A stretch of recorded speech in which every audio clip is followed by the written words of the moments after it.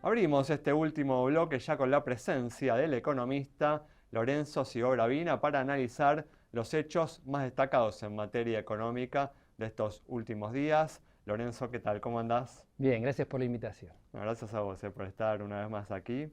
Y bueno, luego de los datos de inflación de la semana pasada, con una suba que llegó al 3,4% en el mes de marzo, los datos preliminares de las consultoras económicas anticipan una reducción de la inflación durante este mes de abril. La cifra se ubicaría en torno al 2,5%. Lorenzo, ¿coincidís con estos pronósticos? Sí, sí, lo peor en materia de inflación en general. Marzo es un mes complejo por la suba de educación, por el inicio de clases, etcétera. Tuvimos además el final del aumento de las carnes que terminó de impactar en marzo y se le sumó El cartón impacto del lleno, conflicto, ¿no? sí, el conflicto en Medio Oriente, la suba del precio internacional, pero sobre todo la nafta que fue bastante rápida la suba. Bueno, y todo eso nada, hizo que marzo sea muy malo y ahora se vienen meses un poco más tranquilos. Abril, tanto el shock de educación como el de la carne ya han quedado atrás. Todavía queda un poco el shock internacional del petróleo, porque no toda la suba impactó en marzo, queda por arrastre un efecto en abril, pero si el mundo está más o menos tranquilo, mayo debería ser un poquito mejor incluso que abril. Pensemos y recordemos que el año pasado marzo había sido 3,7 y Sí. mayo había sido 1,5, ¿no? Y como siempre los economistas, o yo por lo menos, nosotros en Equilibrio decíamos, bueno, esto no es ni 3,7 ni 1,5, no, hay que, Claro. no, hay, no, es, no es ni el cielo ni el infierno. Y finalmente vimos que la inflación estuvo ahí en torno al 2%, inicialmente un poquito más abajo y sí, pero un poco más preocupante en los últimos meses acelerándose un poco, incluso la inflación subyacente, cuando vos sacás carnes, cuando sacás, digamos, la educación, etcétera, todavía con una inercia que no es menor y que me parece que hace que este año ya aspirar a que la inflación sea similar o quizás un poquito más baja que el 31,5 del año pasado, sea la hipótesis de máxima para el gobierno.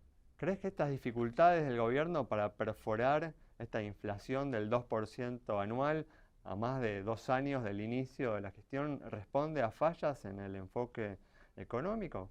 ¿O crees que Puede ser son... fallas o quizás pensar que, digo, nosotros los economistas tenemos un dicho, bajar de 2 dígitos mensuales a un dígito mensual es fácil, pero bajar de un dígito mensual a un dígito anual la inflación es mucho más difícil. La evidencia, por lo menos en Latinoamérica, muestra que la inercia, los precios relativos Claro. desajustados, etcétera, etcétera, hacen que sea un proceso no lineal, que a veces tiene estas aceleraciones, desaceleraciones, y gradual. En ese sentido, quizás el gobierno pensaba en un shock más fuerte, un plan de estabilización que, como la convertibilidad, pasamos del infierno al cielo en muy pocos meses.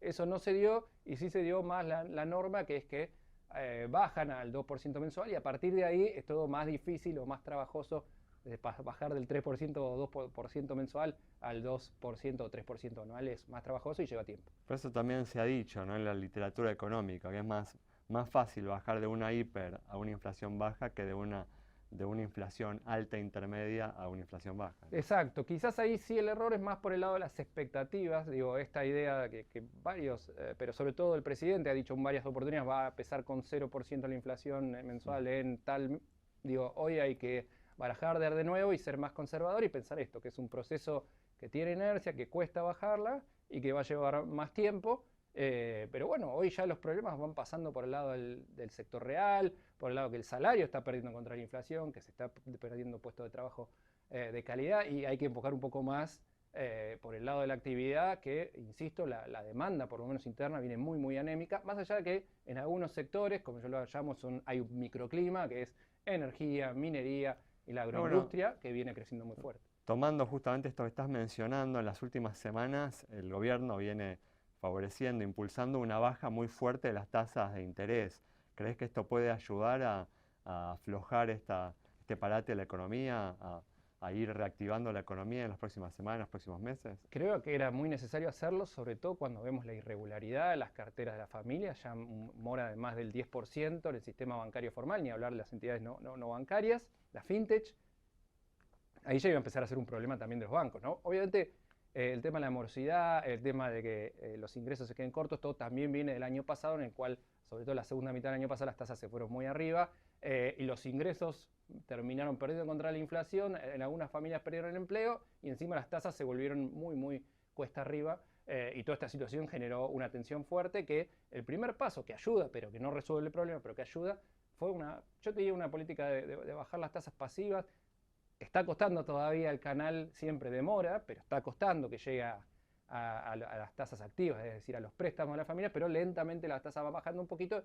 Eso ayuda también a los bancos a, bueno, ayudar un poco, decir, bueno, te doy el rollover de esa deuda para que no sea impago y acomodar un poco las circunstancias, pero yo creo que sin esa medida estaríamos en una situación más grave. El Banco Central también viene flexibilizando los encajes, ¿no? Sí, tratando de que las tasas pasivas están claramente por debajo del 2% mensual, por debajo de la expectativa de inflación de corto plazo, pero bueno, las tasas activas, cuando le sumas el costo financiero total, digo, le cuestan en bajar y están todavía sí por arriba de la inflación, entonces todavía está pesada la situación desde el punto de vista presupuesto. Bueno, además los bancos son más cautelosos por el problema de la mora que vos mencionaste. Claro, entonces ahora se te está cortando, porque el crédito te permite aumentar tu capacidad de gasto de las familias y achicarlas, también obviamente a las empresas, y eso es lo que sirvió mucho, sobre todo en 2024, que fue un año en que los ingresos, el empleo, todo cayó muy fuerte, pero con el crédito que empezó a resurgir gracias a que el sector público dejó de sacarle la capacidad prestable a los bancos, porque alcanzó el equilibrio fiscal, ahí empezó a florecer el crédito privado. Pero bueno, ese crédito privado ayudó y de repente cuando a mediados del año pasado el tipo de cambio se empezó a ir para arriba, cerca del techo, las tasas para arriba y empezó a hackearse todo porque además la inflación se aceleró.